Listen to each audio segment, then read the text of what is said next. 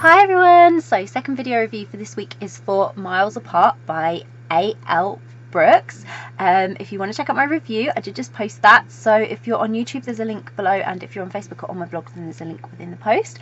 And this is the video review. So Miles Apart by A.L. Brooks was so good, like so good. I love A.L. Brooks. The stories are amazing and each one surprises me, and Miles Apart is one that you've probably all read years before me, but A.L. Brooks says it's one of her most controversial stories, and I love controversial, so I couldn't wait to read this.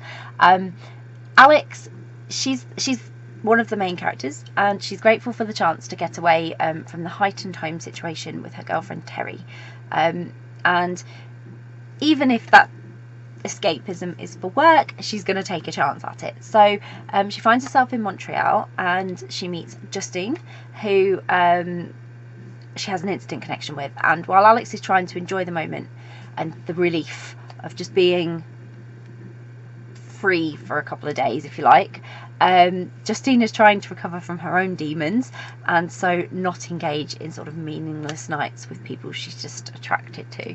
So Alex and Justine's time together in Montreal, it sort of gives them both a lot to think about, and it helps them to discover more about themselves and what they really want from a relationship and their lives. But their meeting is one that makes you wonder if it's going to change both their lives for like better or worse, I guess. So I absolutely adored it. What a story. And it was controversial in a way, yet it was sweet and it was romantic and it was just so lovely, and that outweighed for me the controversial issue that a lot of people would have with this particular story. And if you get hung up on that and don't want to read this story because of the sort of how the relationship comes and all that, then you're missing out on a fantastic romance, because it's realistic and that's what happens in real life. For the most part, I think this has to be one of the most realistic stories that I ever read.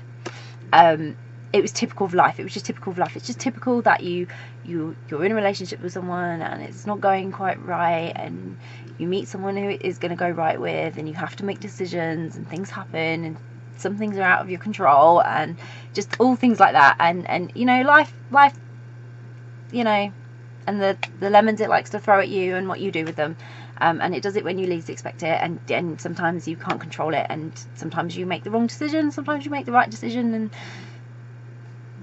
it's all based on in the moment. But it was very realistic in that respect. And Alex and Justine, they're just both going through so much that is a direct result of someone else's actions towards them. This was a really important thing for me in this story. A.L. Brooks has picked up on that and just really run with it.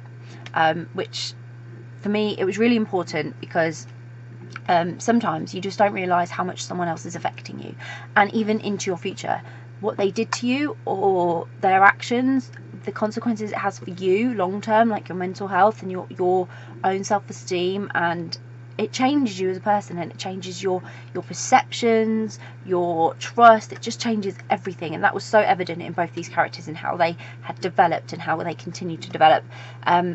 And sometimes they know what they've done to you, and other times they just do not care. And again, that was really clear in here, and that was clear for Alex and Justine. Both of them were experiencing something like that, or elements of that, and so you could empathize to a certain extent with why the decisions being made were being made, because you just knew it was a direct result of what somebody else did to you.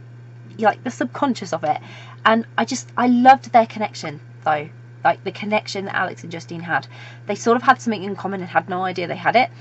And both of them were just in really difficult places.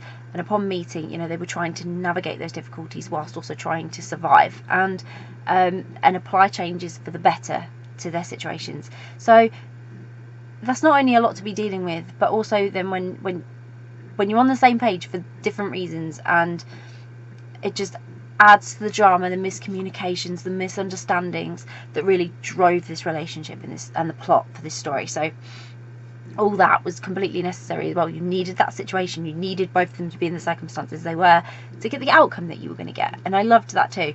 But I had to keep hoping for them, because for me, they just had this potential. You just knew the minute they met each other, they had the potential to help each other out of particularly bad situations and have a happiness that most people can only really dream of.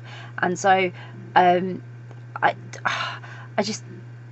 I related to their issues as well, even though I've not even been in their shoes, but you could stand in them and you sort of understood, and you understood the hesitance as well between the two of them. There was a lot of factors riding on this for their decision making. So there was a lot of hope in the story, but there was a lot of reality. There was a lot of practicality and friends, guiding and advising and questioning. The sort of run away with your heart feeling that these characters were perhaps experiencing, and was just a way of slowing them down a little bit, helping them to sort of contemplate whether the decisions they were going to make on the whim were going to be, what the long-term outcome of that was going to be, and again, some consequences. So they were making sure that their heart was making decisions and they were going with them for the right reasons, not the wrong reasons. And so most importantly, that support network was really nice to see in the story, that Justine and Alex, they were both strong and sensible, and again really realistic in their decision making, because they had a fantastic support network. Both of them had brilliant friends and people just who cared about them, but they weren't getting carried away in the fantasy. They were carefully weighing the odds, even if it was nice to dream for a minute, which they did, but they carefully weighed odds. They had friends helping them to look at this bigger picture. They had everything, and they really were considering how much the decision that Justine or Alex were going to make was going to change their lives. And a lot of the decisions were for Alex, a lot of them, but Justine had some to make as well. But I think for me, Alex's were really going to change her life if she made the wrong one or the right one. So it was a really exciting story. It had lots of lovely moments. It had really intense dramatic moments.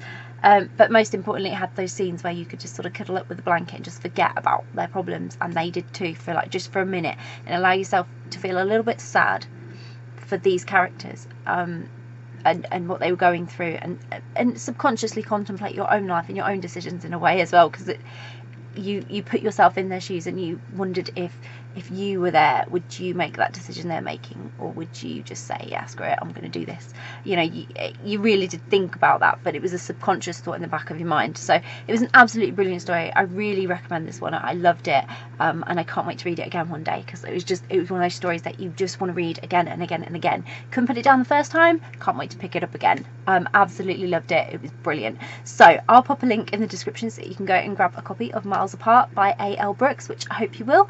If you've read Miles Apart, I would love to hear your thoughts, so please comment below, please get involved, please let me know what you thought of the book.